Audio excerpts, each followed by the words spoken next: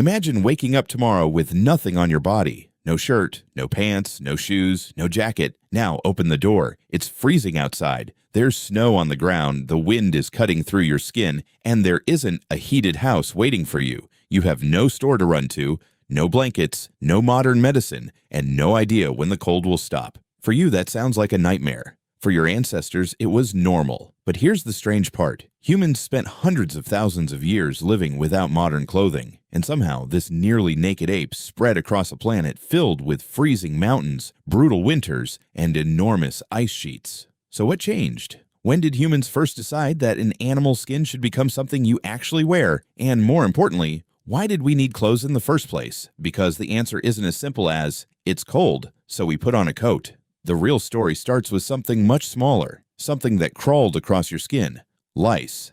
Yes, lice. You have probably heard of head lice. They live in your hair. But body lice are different. They live in clothing. They need clothing. And that creates a problem for archaeologists, because clothing disappears. A stone tool can survive for hundreds of thousands of years. A bone can survive. A tooth can survive. But a piece of leather? Most of the time, it's gone. So scientists can't simply dig into the ground and find the first shirt. Instead, they looked for something that evolved because clothing existed, and that's where the lice come in. Researchers compared the DNA of human head lice with body lice. At some point, the two populations split, and that split gives scientists a rough window into when humans began wearing clothing regularly. The estimate is somewhere around 83,000 to 170,000 years ago.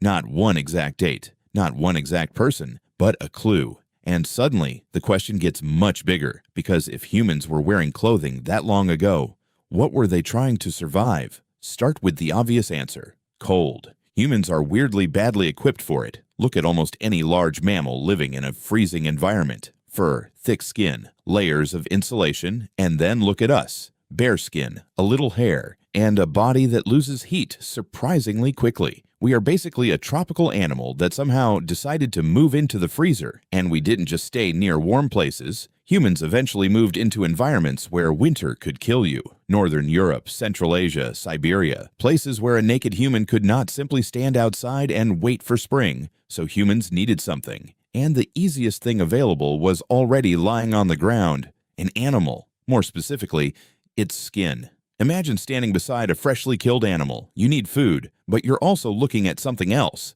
A material. The fur blocks wind. The hide can hold warmth against your body. It can become a blanket, a shelter, and eventually, clothing. At first, it probably wasn't beautiful. It wasn't fitted. There were no sleeves, no buttons, no pockets. It was probably just a piece of hide wrapped around the body. But that creates another problem. A loose animal skin is terrible clothing. Wind gets underneath it, it moves around, it falls off. And when you're running, climbing, hunting, or carrying something, you don't want your clothes fighting against you. So humans had to learn how to work the hide. Archaeologists have found specialized bone tools in Morocco dating back roughly 90,000 to 120,000 years. These tools were shaped in ways that could have helped people process animal skins. And this is important. It doesn't prove that every one of these tools was making clothes. Skins had many uses, but it shows that humans were doing something sophisticated with animal hides. They weren't simply throwing raw skin over their shoulders. They were processing it, preparing it, turning an animal product into a useful material. And eventually, humans solved the biggest clothing problem of all: fit. Because a blanket is not a shirt. A blanket just covers you. Clothing needs to move with you. So humans needed a way to cut pieces of hide and connect them together. And that's where one tiny invention changed everything. The needle. Not a modern metal needle. A tiny piece of bone. And not just a sharp piece of bone. A needle with a hole. An eye. Think about how difficult that is to make without modern tools. You need a thin piece of bone. You need to shape it, smooth it, and then somehow create a tiny hole without breaking the entire thing. Archaeologists have found bone needles dating back more than 40,000 years, and now humans could do something they couldn't easily do before. They could stitch, they could make fitted garments, they could close gaps, they could layer materials, they could create clothing that trapped warm air close to the body. And suddenly, clothing wasn't just a piece of animal skin, it was technology.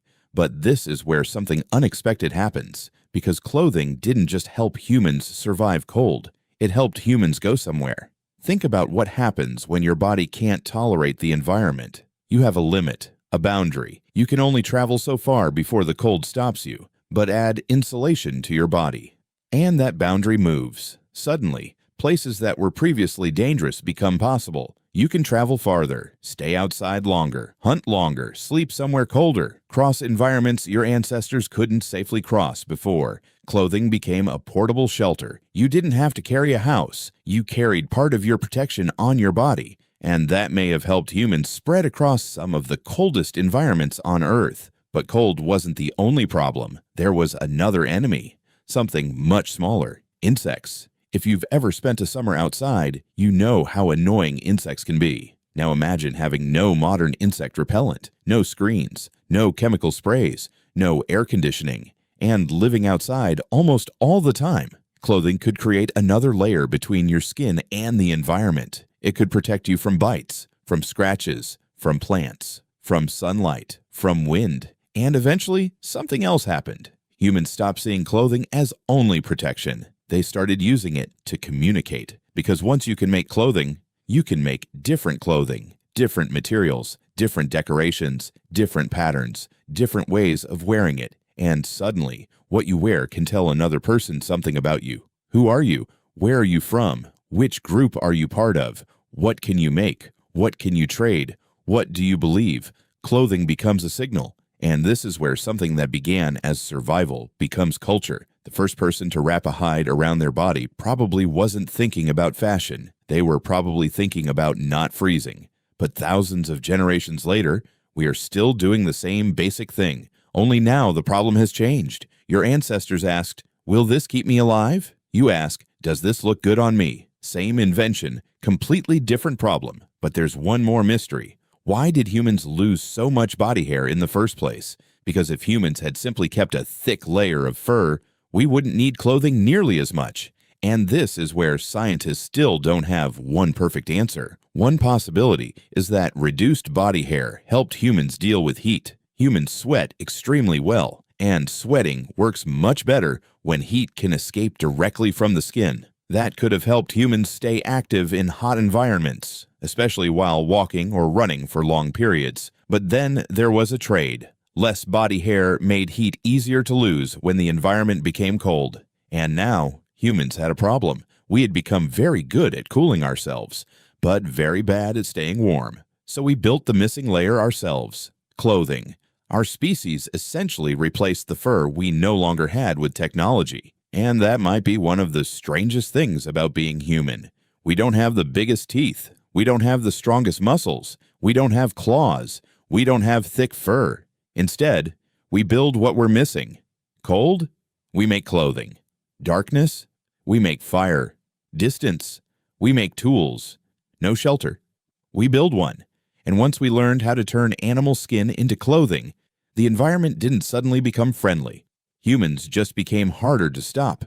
The first clothes probably looked ridiculous compared with what you're wearing right now. No zipper, no cotton factory, no sewing machine, no brand, probably just hide, cord, bone, and a lot of patience. But that crude invention helped transform the planet into a place humans could live. Today, you can walk into a store and choose between thousands of jackets. Your ancestors may have spent hours processing a single hide because that piece of material could mean the difference between surviving winter and not seeing spring. You wear clothes because you want to look good. They wore them because the world wanted them dead. And somewhere between those two extremes, we stopped wearing animal skins because we were afraid of the cold and started wearing clothes because we wanted to be human.